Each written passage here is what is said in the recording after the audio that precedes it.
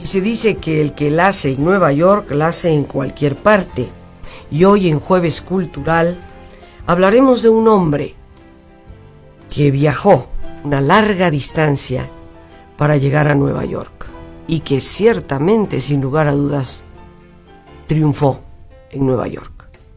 Un gran artista del siglo XX, un hombre que nos invita a reconocer gran parte de lo que es el arte de ese siglo, al cual me atrevo a pensar el 99.99% de todos los que estamos involucrados en este programa es el siglo en el que nacimos.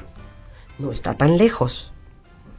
El siglo XX, con todas sus controversias, con sus guerras, un siglo también donde nace la tecnología y la informática.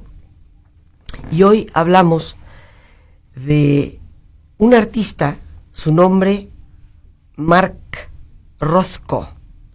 Aunque realmente él había nacido en Rusia, por allá por Letonia, tengo entendido. Así es. Que fue apropiado por las grandes revoluciones del 17, su apellido original Rothkovich.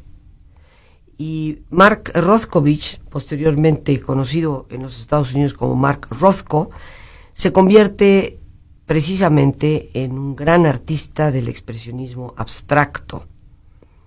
Hoy hablaremos de él.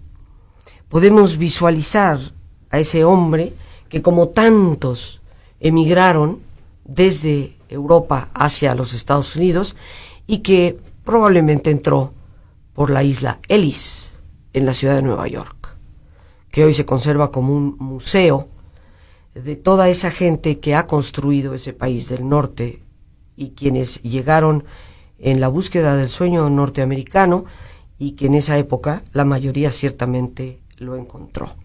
Pero para hablarnos de este gran artista hoy en Jueves Cultural nos acompañan dos personas, Nuria Esmé Ramírez Dávila, diseñadora gráfica.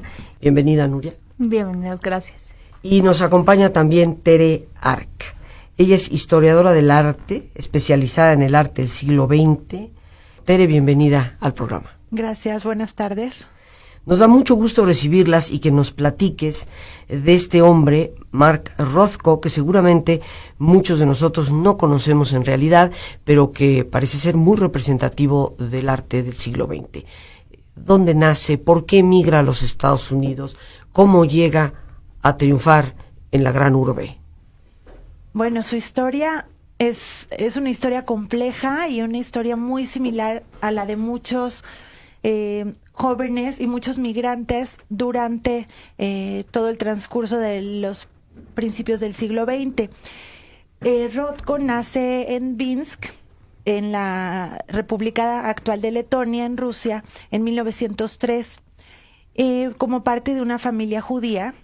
Su padre era una persona con una formación intelectual, era farmacéutica, tenía, digamos, una preparación superior a muchas otras personas en la Rusia de aquella época y tuvo particular atención en darle una educación a Marcus, que era su nombre original, dentro de la tradición del judaísmo. ¿Y qué sucede en Rusia? Empiezan las persecuciones, los pogroms, y su familia tiene que huir, escogiendo los Estados Unidos. Se va primero su padre con algunos hermanos y años después él los alcanza y llega a los Estados Unidos y se establecen en el estado de Oregon, en la ciudad de Portland.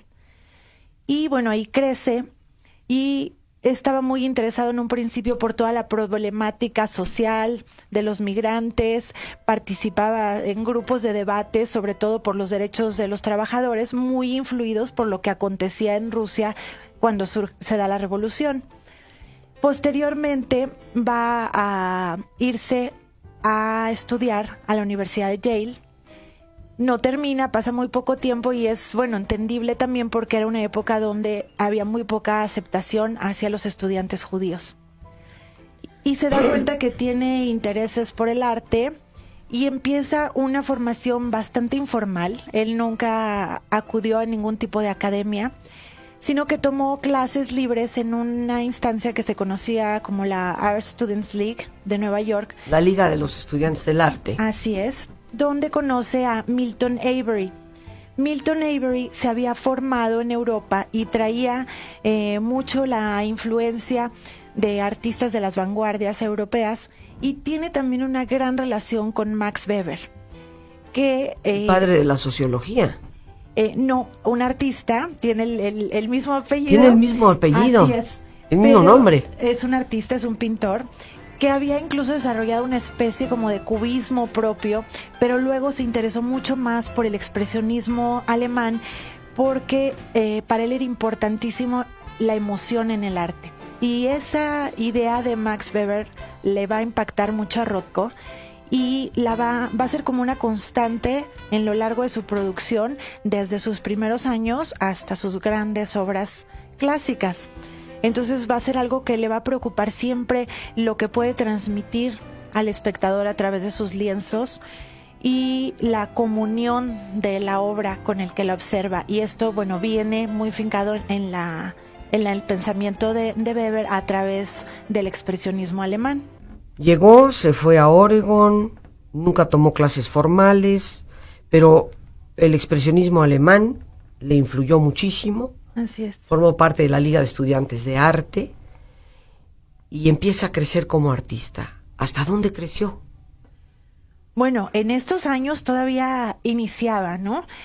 Apenas empezaba a realizar bocetos, trabajaba un poco con acuarelas, con tintas y en la figuración principalmente. Toda su obra temprana de mediados de los 20, de los años 30, que está influida por el expresionismo abstracto, pues representa por lo general personajes donde vemos trazos con líneas negras, a veces muy angulosos, figuras estilizadas.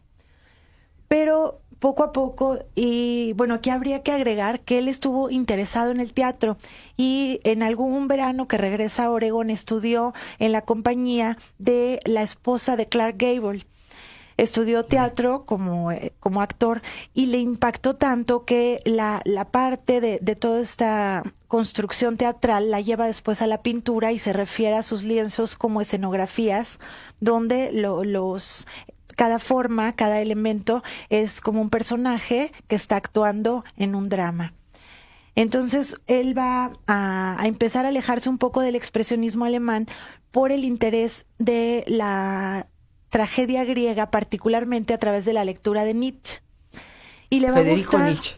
Así es, el alemán. El alemán, sí, siglo XIX.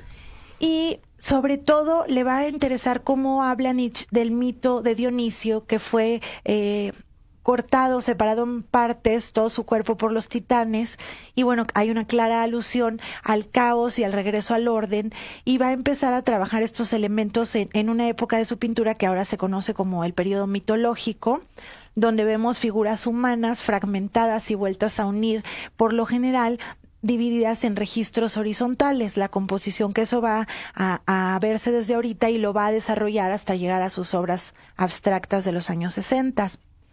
Posteriormente, la llegada de los artistas surrealistas a Nueva York, como consecuencia de la Segunda Guerra Mundial, hacia 1939-40, va a tener un impacto en todos los artistas que, como Rothko, estaban como en una búsqueda estética que se oponía a un arte de corte nacionalista.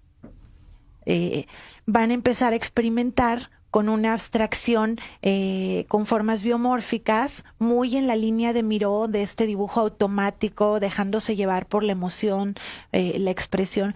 Y va a trabajar mucho la acuarela, que es un medio perfecto para dejar fluir, ¿no?, las ideas, las emociones en la pintura.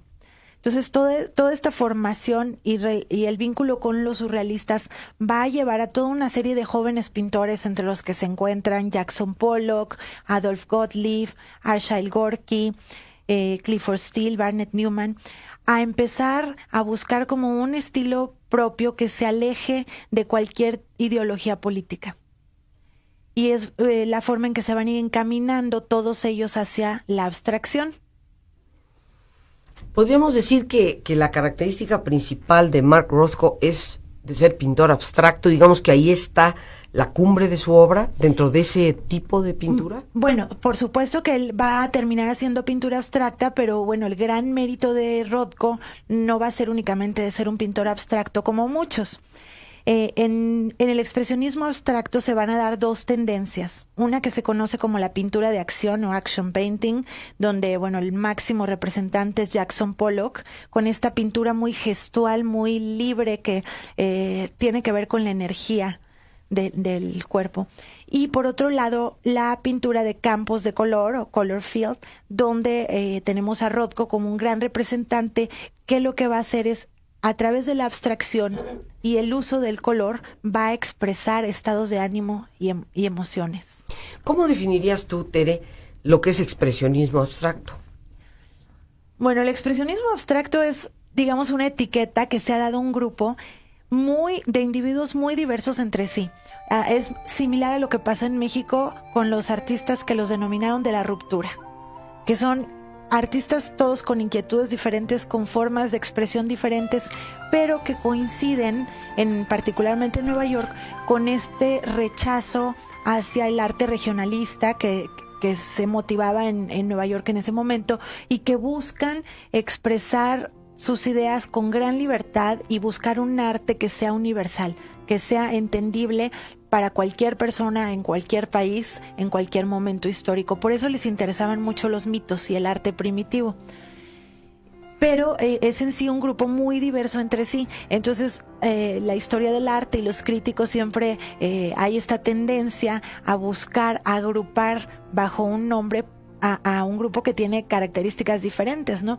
Y la primera vez que se les reúne es muy interesante porque Howard Putzel, que era un crítico de arte y era, muy importante en esa época en Nueva York, se da cuenta que se está empezando a gestar como una especie de movimiento con artistas que de repente están trabajando grandes formatos, ya no lienzos pequeños en caballete, que están pintando diferente, algo que no era conocido en ninguna parte, y entonces los agrupa y hace una exposición en el 47 que se llama A Problem for Critics, un problema para los críticos.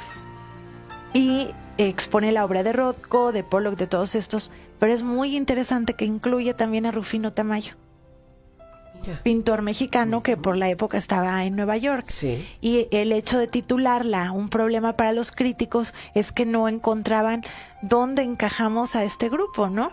No tiene nada que ver con el cubismo, están alejados de la figuración, también ya no tienen que ver con el surrealismo, tienen como una parte de esto, una parte de aquello, algo del expresionismo alemán, pero van a la abstracción. Entonces, el hecho de que su obra fuera muy expresiva, que aludiera a emociones, a energía, pero al mismo tiempo estuviera ya en la abstracción, se alejara, digamos, de figuras reconocibles, fue lo que provocó que surgiera esta denominación de expresionismo abstracto. Reminiscencias de los Estados Unidos, Blue Bayou, esta canción, y este país donde emigró Mark Rothko, este gran artista del siglo XX, que nuestra invitada hasta este momento, Tere Arck, nos explica pues su biografía, sus orígenes, sus tendencias y su gran deseo, si te entendí bien y capté, si no corrígeme por favor, de transmitir emociones a través de su pintura, de involucrar, vamos a decir, al espectador en la pintura.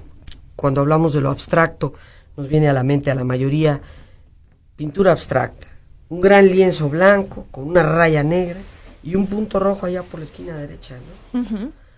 Y nos decimos, a ver, ¿cómo está esto, no?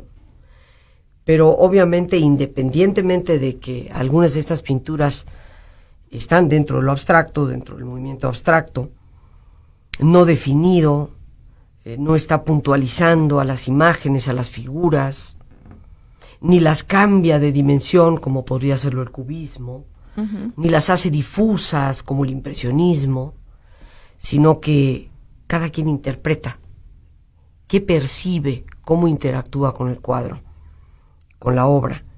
¿Por qué es importante Mark Rothko? Es realmente uno de los grandes artistas del siglo XX. Así es, y es un artista que ha influido en el arte del siglo XX, no nada más en los Estados Unidos. en Europa, en México. Es un artista admirado por muchísimos pintores de nuevas generaciones y por el público en general. ¿Por qué? Porque dentro de su abstracción, él logra a través del color crear efectos emocionales increíbles, ¿no? Y bueno, la emoción que transmite, el uso del color es extraordinario, y la técnica de Mark Rothko, que para muchos artistas es impresionante lo que logró hacer. Él, por ejemplo, experimentaba muchas veces con técnicas del Renacimiento porque era un gran estudioso de la historia del arte, dentro de ser principalmente un artista autodidacta.